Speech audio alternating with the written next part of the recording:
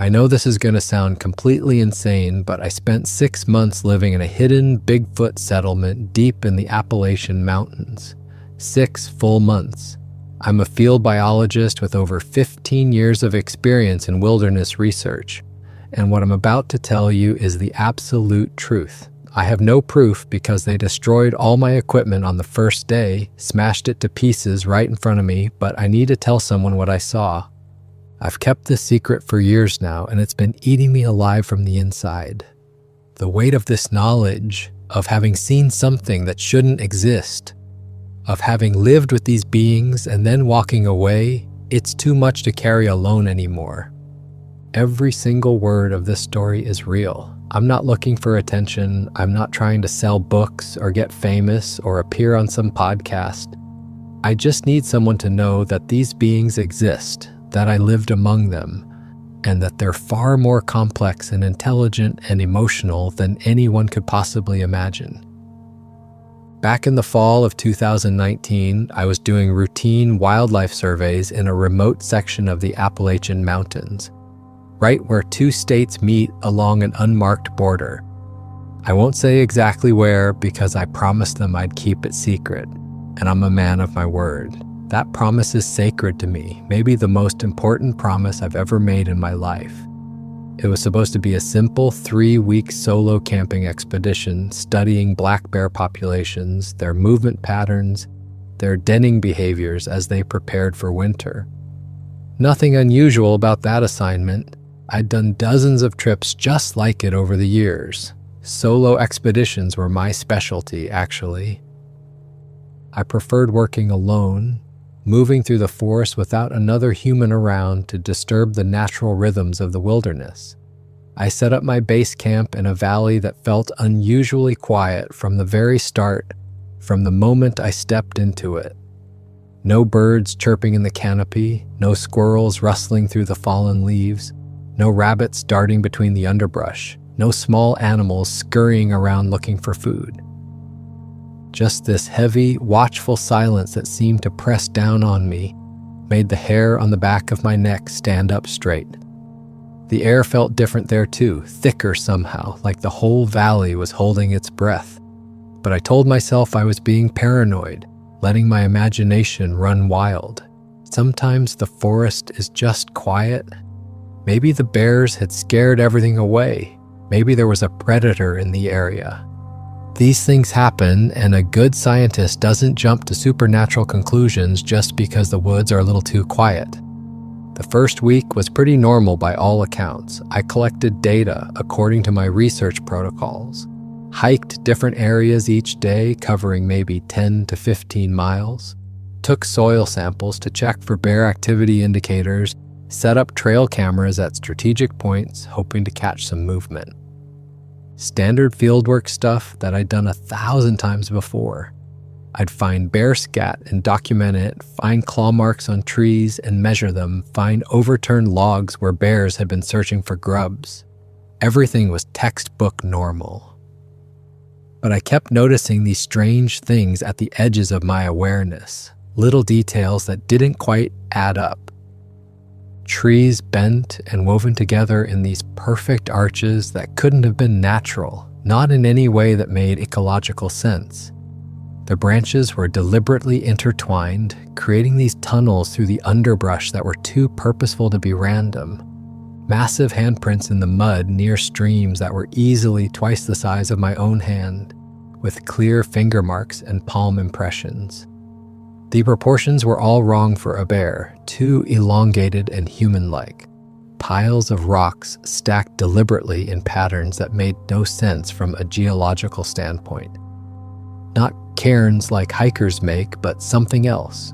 Something that felt like markers or maybe warnings. I documented everything meticulously in my field journal, taking measurements and photographs like the good scientist I was trained to be. I was thinking maybe it was some kind of bear behavior I hadn't seen before. Maybe a particularly creative black bear doing something unusual. Or maybe there were people in the area, locals, doing something I didn't understand. But none of it really added up when I thought about it critically. Looking back now, I was such an idiot. All the signs were there, screaming at me that something was very wrong with this place. But I was so focused on my bear research that I couldn't see what was right in front of me, or maybe part of me didn't want to see it. Week 2 is when things got genuinely weird, when the situation shifted from unusual to impossible to explain away. I woke up one morning and all my food supplies had been moved about 50 feet from my camp. All of it. The cooler, the dry goods, the hanging bear bag I'd strung up properly like I'd been taught. Everything carefully relocated and placed in a neat pile under a tree. Nothing was taken, nothing was eaten, nothing was even opened. Just moved. Carefully repositioned like someone was sending me a very deliberate message. Stay away from this valley. You're not welcome here. This is our territory. I checked everywhere for bear tracks. Got down on my hands and knees examining every inch of ground around my camp. Nothing. No claw marks on the packages, no teeth marks, no signs of animals at all. Just smooth disturbance marks in the dirt where something large had moved through. The grass was pressed down in patterns that suggested bipedal movement, 2 feet, not 4. And the whole thing was done quietly enough that I'd slept through it without waking up once. That shouldn't have been possible. I'm a light sleeper in the field, always have been. Years of camping in bear country will do that to you. You train yourself to wake up at the slightest unusual sound. After that incident, I couldn't shake the feeling I was being watched every single moment. You know that prickly sensation on your skin when someone's staring at you from across a room? It was like that, but constantly, from all directions, 24 hours a day. Every time I turned around quickly, trying to catch whoever or whatever it was, I felt like something had just ducked behind a tree or disappeared into the shadows a split second before I could see it. I'd hear branches crack in the distance, but when I'd investigate, I'd find nothing. I'd see movements in my peripheral vision that vanished when I looked directly at them. It was maddening. Like being perpetually on the edge of seeing something that refused to fully reveal itself. One evening at dusk, when the sun was painting the sky orange and purple and the shadows were getting long and deep, I was sitting by my campfire writing notes in my journal. Just documenting the day's observations, nothing special. I looked up to rest my eyes and saw it standing there across the clearing. A massive figure, perfectly still, maybe 60 yards away from where I sat, at least 8 feet tall, possibly 9, covered in dark, reddish-brown fur that looked almost black in the fading light. Thick fur that moved slightly in the breeze. Not like clothing, but like it grew from the skin naturally. It wasn't a bear. I've seen hundreds of bears in my career, studied them up close, know every detail of their anatomy and behavior. Bears don't stand that straight, not for that long. They don't have shoulders that broad and squared off. They don't have arms that long with hands that hang down past their knees. And bears don't watch you with that kind of focused, intelligent attention. This thing was studying me the way I'd been studying the forest, analyzing me, deciding what I was and whether I posed a threat. I froze completely. Couldn't move, couldn't breathe, couldn't think straight. My training said to make myself look big and back away slowly from a bear, but every instinct I had was screaming that this wasn't a bear and normal protocols didn't apply here. We just stared at each other for what felt like an hour, but was probably only a couple of minutes. Long enough for me to notice details, the way its chest expanded and contracted with breath, the way its head tilted slightly as it examined me, the fact that its eyes caught and reflected my firelight, glowing faintly amber red like a dog's eyes do, but larger and somehow more aware. Then, without any warning or preamble, it turned and walked away on 2 legs. Not the rolling gait of a bear standing temporarily upright, but a genuine bipedal stride. Long, purposeful steps, moving through the forest with this fluid grace, stepping over logs and around trees with practiced ease, like it had walked this path 1,000 times before. It didn't crash through the brush like a panicked animal running away. It just walked deliberately, carefully, like it had somewhere to be, and had decided I wasn't worth its time right now. I spent that entire night sitting up in my tent, too terrified to sleep, too wired on adrenaline to even think about closing my eyes. I heard movement all around my camp, footsteps, heavy and deliberate, circling my position. The sound of something large moving through the underbrush, branches snapping under significant weight, heavy breathing that sounded disturbingly human-like in its rhythm and pattern. The sound of something circling my tent over and over in what felt like either a threat display or maybe just curiosity. I sat there in the darkness with my flashlight in one hand and my hunting knife in the other, knowing that both would be completely useless if whatever was out there decided to come through the tent wall. When morning finally came and the darkness started to fade into gray pre-dawn light, I crawled out of my tent on shaking legs, found massive footprints everywhere. They circled my entire campsite in a perfect loop, maybe 20 feet out from my tent in every direction. Deep impressions in the soft earth showing clearly defined toes, 5 of them, an arch, a heel. Human-like but scaled up massively, 16 inches long and 7 inches wide at the ball of the foot. The stride length was enormous, maybe 4 feet between prints. Whatever had made these tracks was huge and walked exclusively as 2 legs. Any sane person would have packed up right then and there, would have hiked straight back to civilization and never looked back. But I'm a scientist, and scientific curiosity is a hell of a drug, more addictive than anything you can buy on a street corner. The rational part of my brain was screaming at me to leave, to get out while I still could. But the scientist part was absolutely fascinated. This was potentially the discovery of a lifetime. Evidence of an unknown hominid species in North America. Concrete, undeniable proof. How could I possibly walk away from that? I made a decision that I've questioned every day since. I decided to follow the footprints. I told myself I'd just see where they led, take some photographs with my camera, maybe get some plaster casts to document the tracks properly. Then I'd head back to civilization and report what I'd found to the proper authorities. I'd write it up properly, submit it to peer-reviewed journals, do this right according to scientific protocols. I was so naive, so stupidly, dangerously naive about what I was walking into. The tracks led deep into an area with absolutely no trails, no signs of human presence at all. Thick, old-growth forest that probably hadn't been logged in a century or more. Trees so big around I couldn't have wrapped my arms around them even if I tried. Steep terrain that made my legs burn and my lungs scream for air, climbing at angles that had me using my hands as much as my feet. I followed those tracks for hours, maybe 6 or 7 hours of continuous hiking, climbing over fallen logs that were 4 feet thick, pushing through dense underbrush that tore at my clothes, wondering the whole time what the hell I was doing and why I couldn't just turn around and walk away like any reasonable person would. The tracks eventually led me to a narrow ravine that I'd never seen on any of my maps, and I'd studied those maps extensively before this trip. I checked 3 times, pulling out my topographic maps and GPS unit and looking at the satellite imagery I'd downloaded before heading into the field.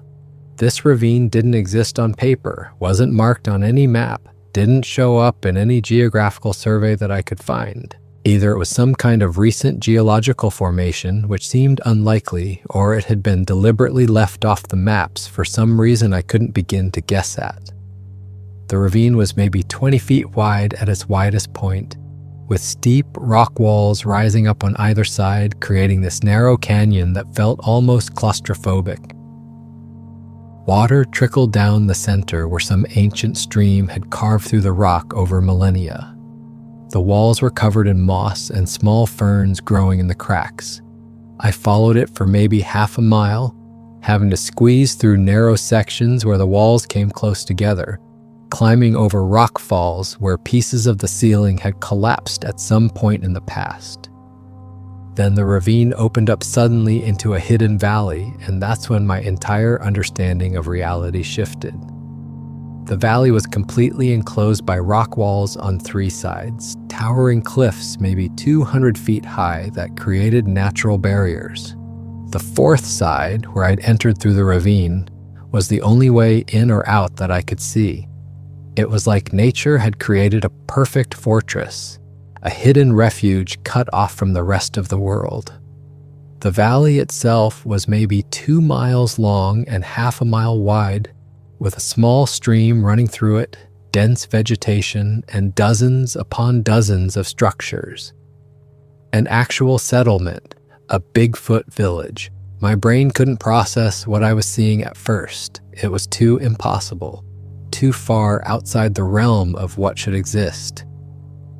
These were structures made from branches, mud, and stripped bark, clearly built with intentionality and skill. Some were small, maybe 5 feet tall at the entrance, sized for juveniles or perhaps used for storage. Others were massive, with doorways that had to be 12 feet high or more, designed for beings much larger than any human. The construction was crude by human standards, but showed clear understanding of engineering principles. The shelters were dome-shaped for structural integrity, with frameworks of bent saplings covered in layers of bark and mud plaster. Some had what looked like thatched roofs made from woven grass. The entrances faced away from the prevailing wind. They were built on slightly elevated ground for drainage. These weren't just random piles of sticks. Someone had thought about how to build these properly. In the center of the settlement was a large clearing with a fire pit surrounded by logs arranged like benches in a circular pattern. The fire pit was sophisticated, lined with river rocks to contain the heat, with a clear area around it swept clean of debris. There were racks made from branches holding strips of what looked like dried meat, probably deer or elk jerky. Tools everywhere, organized in specific areas. Rocks lashed to sticks with dried vines to make crude hammers and axes, sharpened bones that could serve as knives or awls, woven grass baskets in various sizes for carrying and storing things, stone scrapers for processing hides. It looked like something out of the Stone Age, like I'd stepped through a time portal and emerged in prehistoric times. But it was real, and it was right there in front of me, hidden in a valley that probably fewer than 10 humans had ever seen.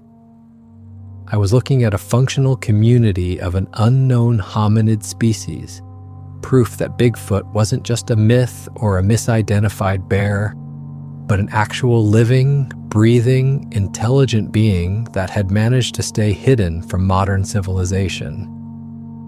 The place was completely empty when I first arrived. Completely silent except for the sound of the stream and the wind in the trees, and my own breathing that sounded way too loud in my ears. Everyone was out, probably hunting or gathering or whatever they did during the day.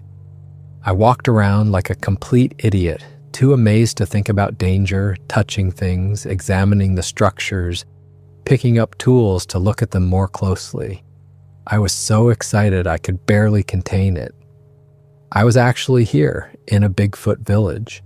The discovery of the century was happening right now, and I was the only person who knew about it. I should have turned around and run right then, should have gotten out while I still could. But I was too fascinated, too caught up in the magnitude of what I was seeing. I was already thinking about how to document this properly, how to collect evidence without disturbing anything, how to bring back proof that would convince the scientific community. I was thinking like a researcher instead of thinking about my own safety, and that mistake almost cost me everything. Then suddenly they were there, materializing out of the forest like ghosts, 6 or 7 of them, and I hadn't heard a single sound to warn me they were coming. No footsteps, no branches breaking, no heavy breathing. They just appeared, forming a circle around me, cutting off every possible escape route. I spun around, heart hammering, and found myself surrounded by beings that shouldn't exist according to everything I've been taught. They were massive, every single one of them towering over me. They ranged from about 7 feet tall for the smaller ones up to maybe 9 feet for the largest, covered in fur that was different colors on each individual, rich browns, dark reds, some almost black like the one I'd seen the night before. Their fur looked thick and coarse, longer on their heads and shoulders like a mane. Their bodies were heavily muscled, with shoulders that would make a professional bodybuilder weep with envy. Arms that hung down past their knees, ending in hands that looked proportionally human but scaled up to match their size. Their faces were the most disturbing part, flatter than an ape's face, but not quite human either. Somewhere in between, occupying this uncanny valley that made my brain short-circuit trying to categorize what I was looking at.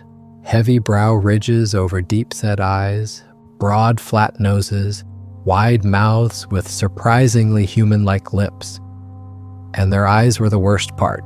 Their eyes were disturbingly, impossibly human-like in shape and expression, intelligent, aware, looking at me with the same kind of focused attention you'd see in a human's eyes when they're trying to figure something out.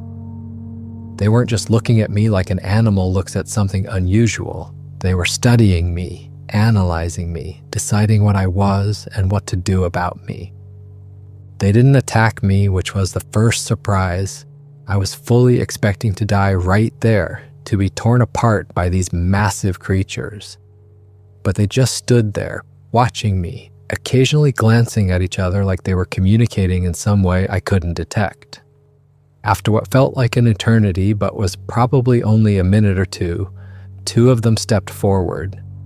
One grabbed my backpack right off my shoulders with casual strength that I couldn't have resisted even if I'd wanted to. The other made these gesturing motions that clearly meant I should stay still and not try anything stupid. They dumped my backpack out onto the ground, and everything spilled out in a chaotic pile. My clothes, my food, my research notes, my equipment. They went through it all methodically, picking up each item, examining it, showing it to the others. When they got to my phone, one of them held it up and looked at it from different angles, like trying to figure out what it was. Then, with deliberate care, it placed the phone on a flat rock and smashed it with another rock. 3 solid hits, and my phone was nothing but fragments of glass and plastic and circuit boards. Same with my camera. Examined it carefully, then destroyed it. My GPS unit, my satellite communicator that was my only link to the outside world, my watch, everything electronic or technological was systematically demolished. They weren't being violent or angry about it. This was calculated, purposeful destruction. They knew exactly what they were doing and why. They were eliminating my ability to call for help, to navigate out of here, to document what I was seeing. They were cutting me off from civilization completely. They took my tent, my sleeping bag, most of my supplies, left me with just the clothes I was wearing and my hunting knife, which they examined carefully but apparently decided wasn't a threat. They did it all methodically, like they'd done this before, like they had a protocol for dealing with humans who stumbled into their territory. That was almost more terrifying than if they'd been violent.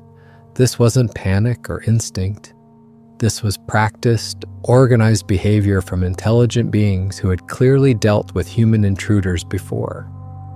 Then they physically grabbed me, not gently but not roughly either, and pushed me toward one of the medium-sized shelters. Strong hands on my shoulders and back, moving me in the direction they wanted me to go. It was like being guided by parents, if your parents were 8-foot-tall, fur-covered giants. They made it absolutely clear through gestures. and these deep grunting sounds that this was where I was going to stay, this was my new home, whether I liked it or not. One of them, a female I would later learn, positioned herself outside the entrance like a guard, arms crossed, watching me with those disturbingly intelligent eyes. The shelter was maybe 8 feet across inside, dome-shaped with a floor covered in dried grass and leaves that formed a kind of bedding. There was a musty smell, not unpleasant exactly, but distinctly animal. Light filtered in through gaps in the bark and mud construction, creating patterns of shadow and illumination. It was crude but functional, keeping out wind and rain while maintaining some air circulation. Someone had built this with care and thought, and that realization was deeply unsettling. The first few days were absolutely terrifying in ways I can't adequately describe. I was sure they were going to kill me eventually. Maybe they were just deciding how.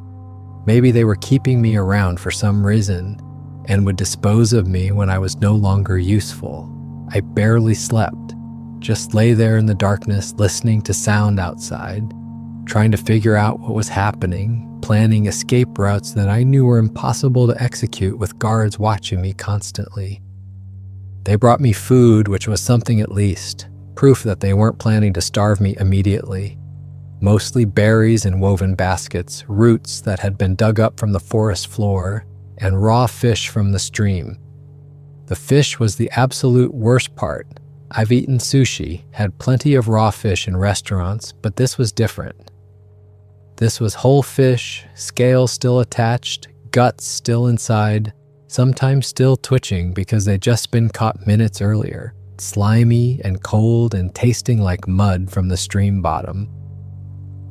But I was starving, genuinely starving in a way I'd never experienced before. So I ate it. I ate the raw fish with its scales and guts. I ate the bitter roots. I ate the berries that were probably somewhat poisonous because they made my mouth tingle. I ate because the alternative was dying, and some survival instinct deeper than my disgust kept pushing food into my mouth. I got sick the first few times, my stomach rejecting food it couldn't process, but eventually my body adapted out of pure necessity. They kept a guard outside my shelter day and night, rotating shifts like they were running some kind of military operation. I couldn't leave without them stopping me, putting one massive hand on my chest and pushing me back inside. I couldn't wander around, couldn't explore, couldn't do anything except sit in my shelter and try to figure out what was happening to me. I felt like a prisoner, which I guess I was. A very confused, terrified prisoner being held by beings that shouldn't exist. I couldn't communicate with them verbally at all. They didn't speak English, obviously, and I didn't speak whatever language they used. But they seemed to understand basic human gestures pretty well. Pointing worked, nodding yes, and shaking your head no got responses. They'd respond with their own gestures and these guttural sounds that I slowly, painfully slowly started to recognize as some kind of structured language. Different grunts meant different things. Chest thumps were some form of communication. Hand gestures had specific meanings that I was beginning to decode. I started noticing the social structure in those early days just from observing during the brief times I was allowed out of my shelter for bathroom breaks or to eat. There were clear family groups, older females who seemed to be taking care of the young ones, teaching them things, keeping them out of trouble. Males who went out in groups at dawn and returned with food in the evening. The division of labor was obvious even to my untrained anthropological eye. This wasn't a random group of animals. This was an organized society.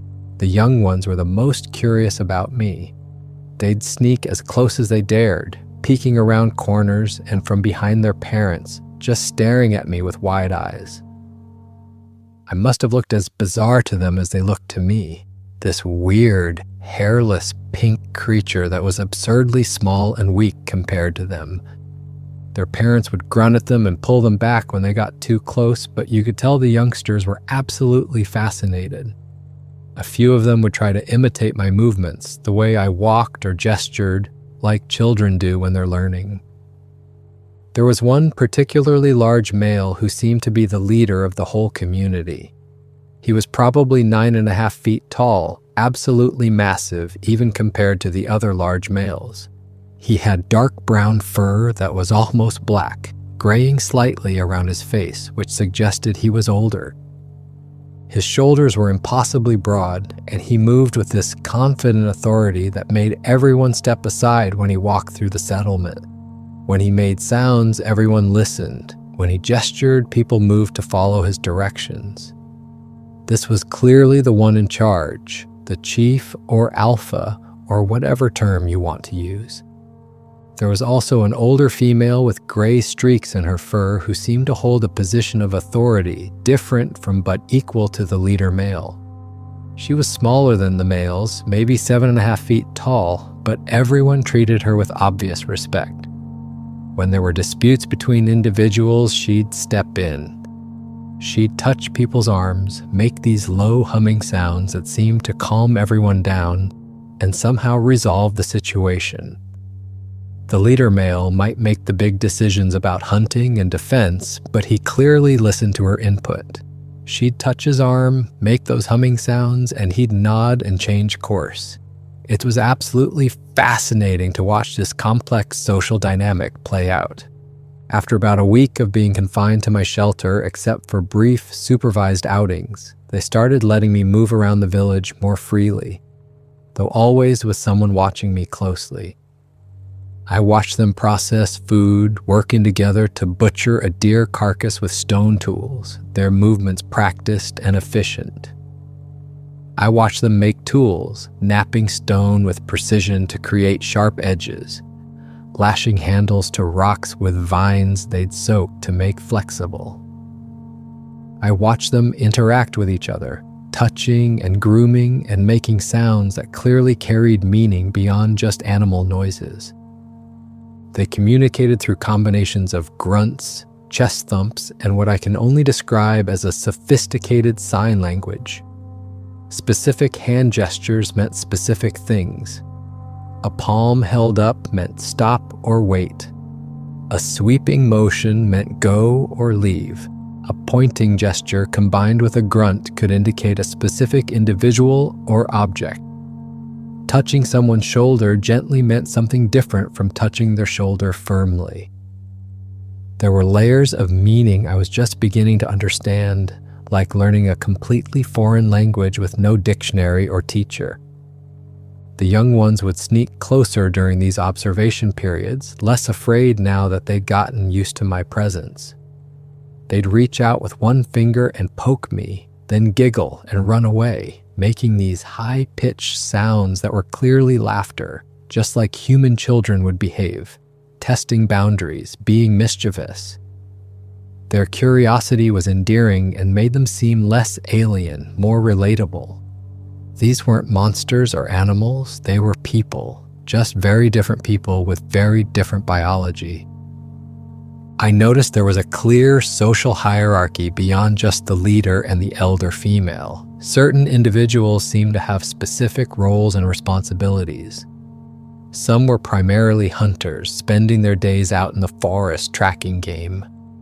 Others were gatherers, focusing on finding plant foods and collecting resources. Some seemed to be teachers, spending time with the young ones, showing them how to do things. A few appeared to be guards, always watching the ravine entrance and the perimeter of the valley. It was a complex, organized society with division of labor and specialized roles. A typical day started at dawn when light first began filtering into the valley. They'd all wake up roughly together, emerging from their shelters in the early morning light. The females would start preparing food, organizing whatever had been stored from the previous day. The males would gather in small groups, discussing something in their grunting language, organizing themselves into hunting parties. Children would play in the central clearing, wrestling and chasing each other like any kids would. I was assigned tasks pretty quickly once they decided I could be useful. Gathering firewood was my first job. I'd go with 2 or 3 of them into the forest, always supervised, and collect dead branches and fallen logs. They showed me which wood burned best, which to avoid because it smoked too much, how to tell if a log was rotten inside. Then cleaning fish by the stream became my daily responsibility. They'd bring back these huge fish, sometimes 20 or 30 pounds each, and I'd have to gut them with a sharpened stone tool, helping repair shelters when they needed maintenance, remudding walls that had cracked, replacing bark that had degraded. Cleaning fish was absolutely disgusting work. They'd bring back these massive fish from the stream, and I'd have to cut them open with a rock that barely qualified as a knife. No proper cutting board, no running water except the stream, no proper tools at all, just a sharp rock in my hands. My hands were cut up and bleeding for the first 2 weeks from the stone slipping and slicing my fingers and palms. Eventually, I developed calluses and got better at the technique, but those first weeks were brutal. In the evenings, they'd all gather around the central fire pit. This was clearly an important social time, like dinner for a human family, but more significant. They'd eat together, passing around food, sharing with each other. The portions weren't equal, I noticed. The leader male got the best cuts of meat. The elder female got certain choice items. The hunters who'd brought back food got priority. But everyone got something. No one went hungry if there was food to be shared. After eating, they'd make these vocalizations. Not quite singing, not quite speaking, but rhythmic sounds that went on for hours sometimes. One would start making a pattern of sounds, and others would join in, creating harmonies or counterpoint. Sometimes it felt like they were telling stories, one individual making sounds while others listened raptly.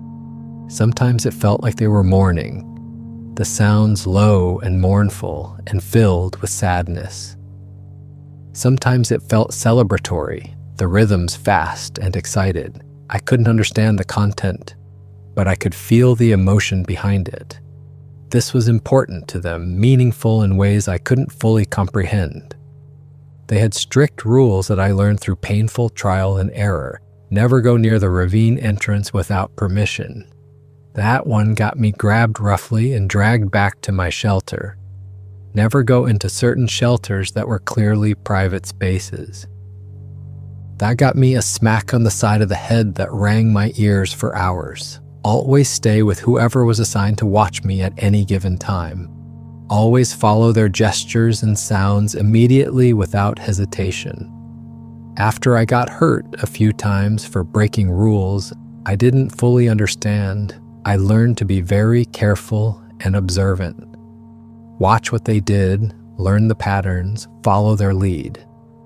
The turning point in my captivity came about 3 weeks in, when everything changed dramatically.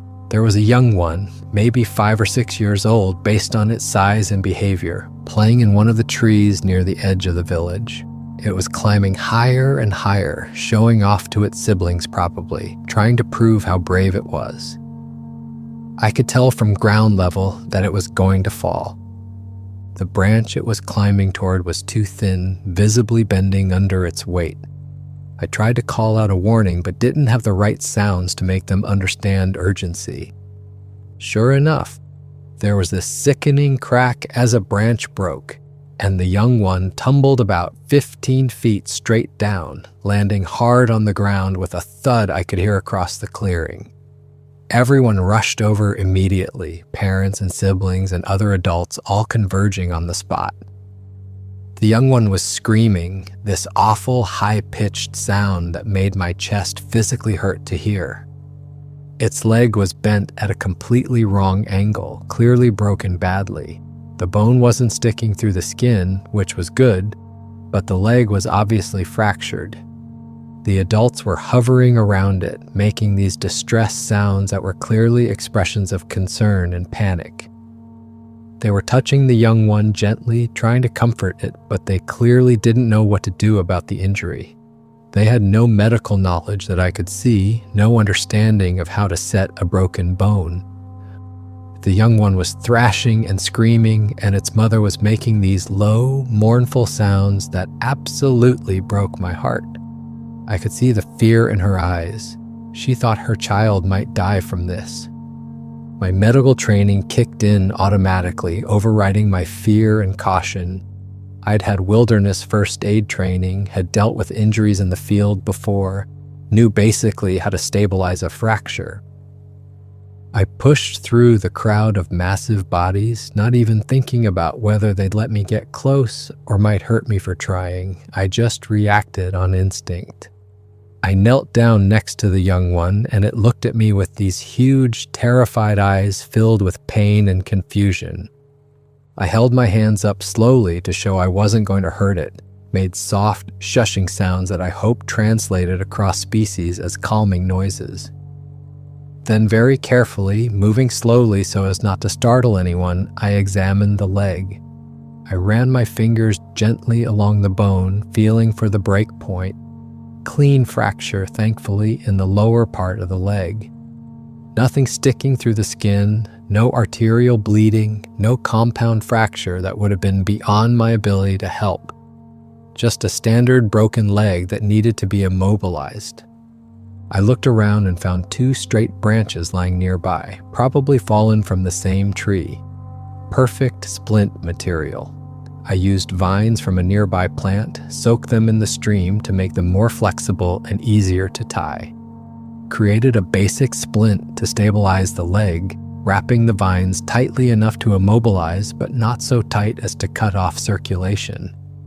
The young one cried and whimpered the whole time, and its mother was making these constant low sounds that were clearly distress calls.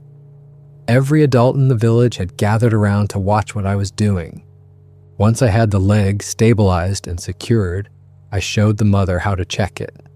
Used gestures to indicate she needed to keep it immobilized, to not let the young one walk on it for several weeks. Drew pictures in the dirt with a stick showing the bone and how it needed time to heal. She watched intently, nodding in what seemed like understanding. Touched the splint carefully, testing it, seeing how it worked. Then she did something that completely surprised me. She reached out with both arms and hugged me. This massive, fur-covered being pulled me against her chest in a gesture that was unmistakably an embrace, a thank you. After that moment, everything changed completely. The hostility that had been simmering under the surface disappeared entirely. They stopped treating me like a prisoner or a potential threat, and started treating me like part of the community, like I'd passed some kind of test by helping the injured young one. The guards outside my shelter disappeared. I was allowed to move freely around the village. People stopped watching me with suspicion and started including me in activities. The young one's mother, this medium-sized female with lighter brown fur and surprisingly gentle eyes, became my primary guardian and protector. She'd bring me extra food beyond what everyone else was getting, choice pieces of meat or particularly good berries. She'd help me with tasks when I was struggling, showing me techniques patiently. If any of the others got too rough with me or aggressive, she'd step between us and make warning sounds that backed them off. She'd adopted me essentially, taken me under her protection the way she'd protect one of her own young.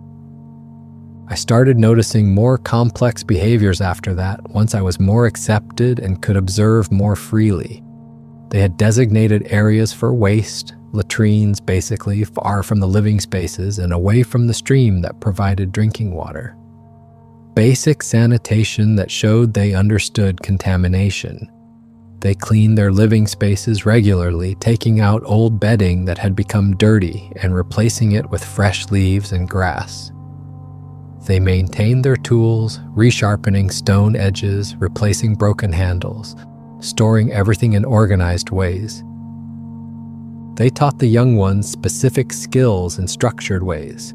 Adults would show children how to identify edible plants, taking them out on gathering trips and pointing out what was safe versus what was toxic. They'd teach them how to fish, showing them the best spots in the stream and how to grab fish with their hands. They'd teach them how to make tools, demonstrating the technique for shaping stone and lashing handles. It wasn't random learning. It was deliberate instruction passed from generation to generation. On the far edge of the village, hidden behind a thick stand of trees, there was a burial site. I only discovered it by accident when I wandered too far one day, following a small path that led away from the main settlement. There were mounds of earth covered with rocks and branches and woven grass. Some looked ancient, covered in thick moss and vegetation, like they'd been there for decades or even centuries. Others were newer, the earth still fresh and dark, the plants on top just starting to grow. They'd place things on top of the graves, personal items I assumed, carved pieces of wood with patterns etched into them, interesting stones that had been collected from the stream, woven grass objects that might have held meaning I couldn't understand, feathers tied together in bundles. These weren't just burial sites, these were memorials, places to remember the dead. Clear evidence that these beings had concepts of death and mourning and remembrance. They weren't just animals operating on instinct. These were people with culture and tradition and grief. The most impressive and frankly terrifying thing about them was how careful they were about leaving any trace of their existence. When they went out to hunt, they'd cover their tracks meticulously, brushing branches over footprints, walking through streams to break up their trail, choosing paths over rock where tracks wouldn't show. When they heard aircraft overhead, which happened maybe once every few weeks in this remote area, the entire village would freeze instantly. Everyone would go absolutely silent and still as statues, not moving a muscle until the sound of the plane faded completely. Children who'd been playing would freeze mid-motion. Adults working would stop immediately. Once, maybe 6 weeks into my captivity, a group of hikers must have been passing nearby, probably miles away but close enough to be detected. I didn't hear anything myself, but suddenly everyone in the village went into high alert. The guards at the ravine entrance signaled urgently. Within seconds, the entire settlement went dead quiet. No talking, no movement, no fires. Everyone retreated into their shelters and stayed there for hours. I could see them peeking out occasionally, watching, listening. They stayed hidden and silent for what felt like 6 or 7 hours until whoever had been out there was definitely gone. The level of caution and coordination was remarkable. This was clearly a survival strategy they'd developed over generations. As the weeks turned into months and fall became winter, I watched the village prepare systematically for the coming cold. They reinforced all the shelters with extra mud, packing it thick into every crack and gap. They stockpiled massive amounts of food, more than I would have thought possible. Dried meat hanging on racks everywhere, underground caches filled with roots and nuts, baskets of dried berries.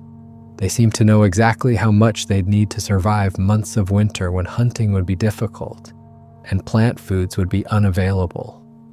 They made me a covering from animal hides to keep warm as the temperature dropped. It was constructed from deer hides that had been scraped clean and softened, sewn together with sinew. Heavy and warm, but smelled absolutely terrible at first, like a mixture of animal musk and wood smoke and dirt. But it was incredibly effective insulation. Without it, I absolutely would have frozen to death during that first winter. The valley seemed to trap the cold air, creating a microclimate that was even harsher than the surrounding mountains. That first winter storm was unlike anything I'd ever experienced in all my years of wilderness work. Snow piled up 5 feet deep in the valley, drifting even higher against the rock walls.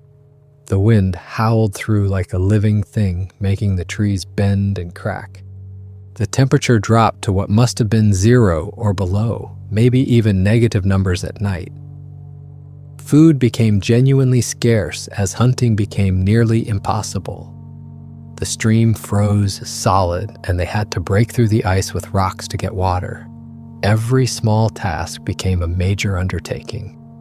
During the worst of it, during a blizzard that lasted 3 full days and nights, they all crowded into the largest shelter together for warmth, including me. We were packed in there shoulder to shoulder, or rather my shoulder to their waist given the height difference. Maybe 30 or 40 individuals all pressed together.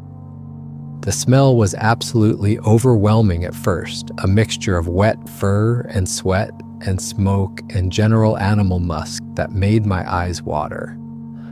But after a while, maybe an hour or so, I stopped noticing. Or maybe I just got used to it. The combined body heat kept us alive through temperatures that would have killed any one of us alone. By month 4, by the dead of winter, when snow covered everything and the sun barely rose above the valley walls, I realized I was fully integrated into their daily life in ways that would have seemed impossible just weeks earlier. I knew everyone's routines and habits. I recognized individuals not just by their appearance, but by their mannerisms and behavior patterns. The way the leader male would scratch his left shoulder when he was thinking through a problem. How the elder female would tilt her head slightly to the right when she was listening carefully to someone. The way certain hunters would gesture in specific patterns when describing where they'd seen game. Little individual quirks that made them people to me, not just creatures or animals or cryptids. They started teaching me their way of foraging with real intentionality, not just making me help, but actually instructing me. Showing me which plants were safe to eat and which would make you sick or kill you. How to identify edible roots by their leaves, which berries were nutritious and which were toxic, which mushrooms were safe and which would shut down your organs, plants that could be used as medicine for various ailments, tree bark that could be chewed for pain relief, leaves that could be crushed and applied to wounds to prevent infection. They had extensive knowledge about their environment, accumulated over generations, passed down through careful teaching. They'd take me out with them on short hunting trips outside the valley, always keeping me in the center of the group, always watching me carefully to make sure I was safe. Teaching me how to move quietly through the forest, how to step on solid ground that wouldn't crack, how to avoid dry branches that would snap and alert prey. Showing me how to read tracks, how to identify different animals by their droppings and markings, how to predict where game would be based on terrain and weather and season. I was learning to see the forest the way they did, as a complex, interconnected system where everything had meaning and pattern. The young one I'd helped, the one with the broken leg that I'd splinted, its leg had healed remarkably well over the months. It could walk normally again, run and play with the other children, climb trees, though with just a slight limp that was barely noticeable. And it followed me absolutely everywhere I went, constantly at my side or hovering nearby. It would bring me things it thought I'd find interesting or beautiful, shiny rocks from the stream bed that caught the light, colorful bird feathers that it had found in the forest, interesting pieces of bark with unusual patterns. Once it brought me a dead mouse it had caught, laying it at my feet proudly like a cat would do, which was less appreciated but clearly meant as a gift from the heart. I started to feel genuinely comfortable there, and that was honestly the scariest part of the whole experience. I was forgetting about the outside world, letting it slip away like a dream I couldn't quite remember. Forgetting that I had a life somewhere else. People who were probably worried sick about me, declaring me dead or lost, family wondering what happened, colleagues mourning. And here I was, increasingly comfortable living in a hidden valley with beings that shouldn't exist. I was becoming part of this community in ways that felt natural and right, and part of me, a growing part, didn't want to leave at all.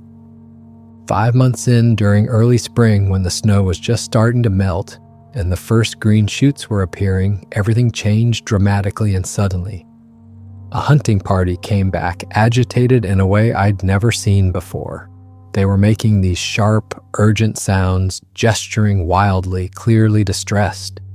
I could tell immediately that something was very wrong. They were talking to the leader male rapidly, using hand signals I didn't fully understand, pointing repeatedly toward the ravine entrance. Through a combination of gestures, sounds, and drawings scratched in the dirt with a stick, I slowly figured out what had them so panicked. Hikers were in the area, getting close to the valley. Not right on top of it yet, but close enough to be a serious concern. Maybe a mile or two away, following a trail that would bring them near the ravine entrance. The village immediately went on the highest alert I'd ever seen. They posted scouts at the ravine entrance, positioned there around the clock. Everyone was told to stay quiet, to minimize movement, to be ready to hide at a moment's notice. No fires during the day when smoke could be seen, no loud sounds, no unnecessary activity. That's when I had a realization that hit me like a physical blow. They'd kept me there all this time, these months of captivity, not just as a prisoner they didn't know what to do with. They'd kept me because I knew where they were, because I could lead others back to this place, because I was a threat to their entire way of life that had to be managed and contained. I was dangerous information that had wandered into their territory, and they'd been managing that threat by keeping me close, by watching me constantly, by making sure I couldn't reveal their location to the outside world. I also realized with sick certainty that they lived in constant, perpetual fear. Fear of discovery, fear of humans with guns and helicopters and the power of modern civilization behind them. Fear of losing this hidden valley that might be their last safe refuge in a world that had no more room for them.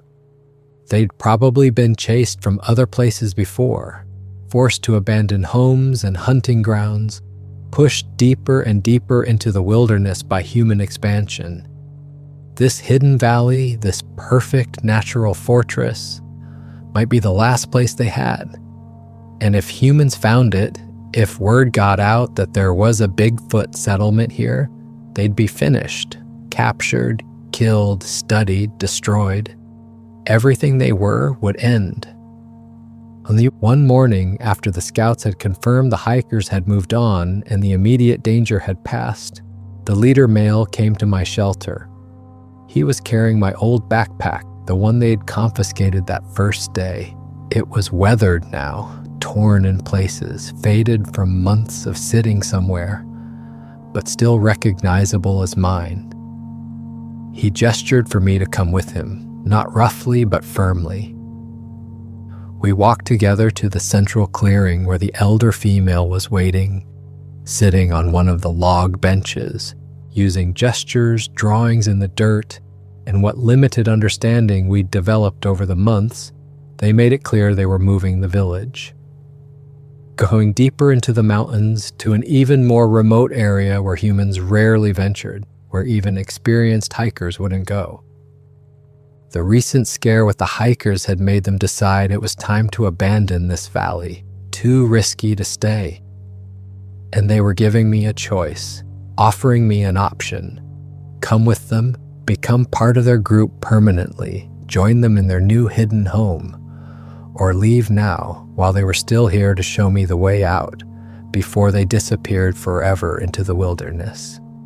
I sat there in that clearing for a very long time, maybe an hour or more, thinking about what to do. Part of me, a significant part, wanted desperately to stay.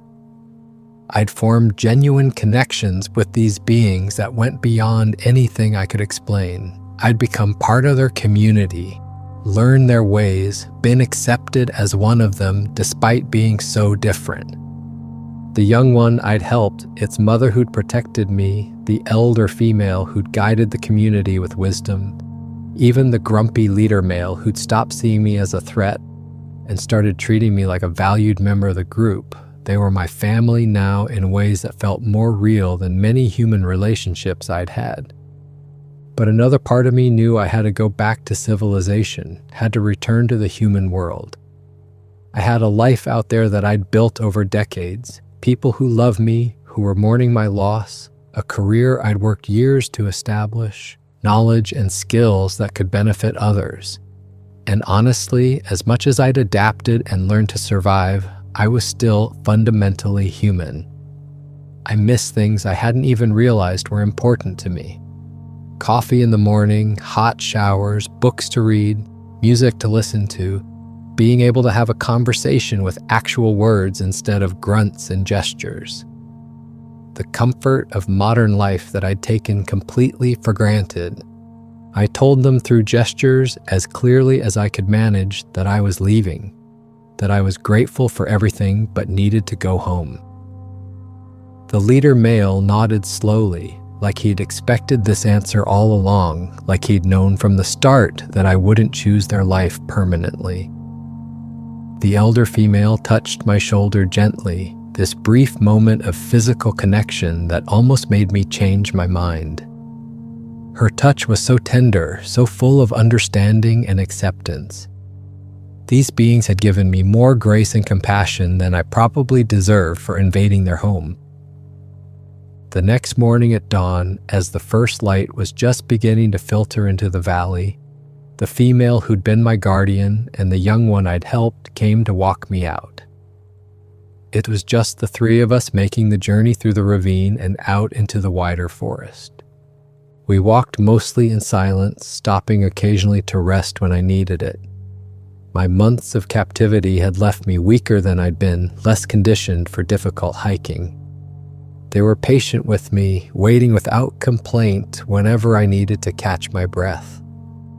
When we reached the edge of their territory, a spot where I could see mountains in the distance that I recognized from my original expedition, where I knew I could find my way back to civilization, the female stopped walking. She wouldn't go any farther, wouldn't risk being seen in areas where humans traveled. This was the boundary line, the edge of their world and the beginning of mine. The young one wrapped its long arms around my leg tightly and wouldn't let go. It was making these soft, whimpering sounds that cut straight through my heart like a knife.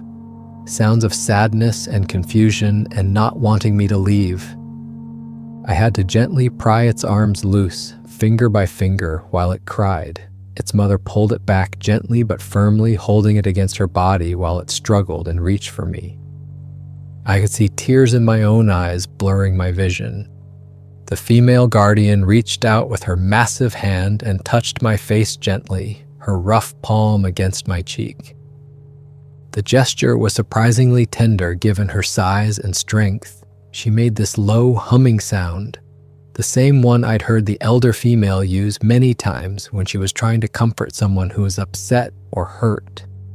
It was a sound of compassion and goodbye and hope that we'd both be okay. Then she turned slowly and started walking back toward the valley, pulling the young one with her. It fought her for a few steps, still reaching back toward me, still making those heartbreaking whimpering sounds. They stopped after about 50 yards and turned back to watch me one last time. I raised my hand and waved slowly. The young one stopped struggling and just stared at me with those huge eyes that were so human-like in their expression of sadness.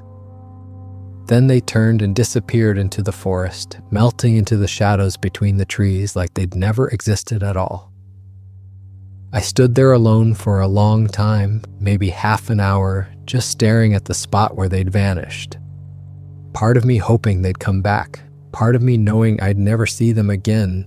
It took me 2 full days of difficult hiking to find my way back to civilization. I was severely dehydrated, malnourished despite the food they'd fed me, and probably looked like a wild man with months of beard growth and tattered clothes and matted hair. A park ranger found me stumbling along a trail in the late afternoon, barely able to walk straight. He thought I was delirious at first, talking nonsense. He radioed for help immediately. They treated me like a miracle, said I'd been reported missing for almost 6 months, and that they'd given up the official search after the first month. My family had held memorials. My workplace had cleaned out my office. Everyone had assumed I was dead, killed by a bear or a fall or exposure. And here I was, alive, walking out of the woods like nothing had happened. They wanted to know everything, asked hundreds of questions. Where had I been? How had I survived? What had happened to me?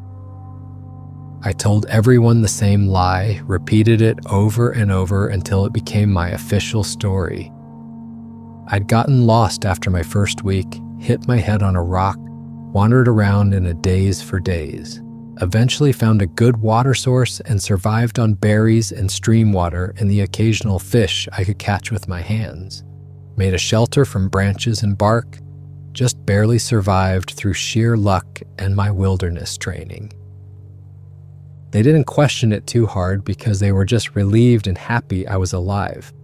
They wanted a happy ending, not a complicated truth. I couldn't tell the truth. Who would possibly believe me? I'd sound insane, delusional from months alone in the woods. They'd think I'd had some kind of mental break. And more importantly, far more importantly, I'd promised them. Not with words because we didn't share language, but through gestures and through an understanding that went beyond words. I'd promised that I'd keep their location secret, that I wouldn't lead humans back to them, that I'd protect them the way they'd ultimately protected me. That promise was sacred to me.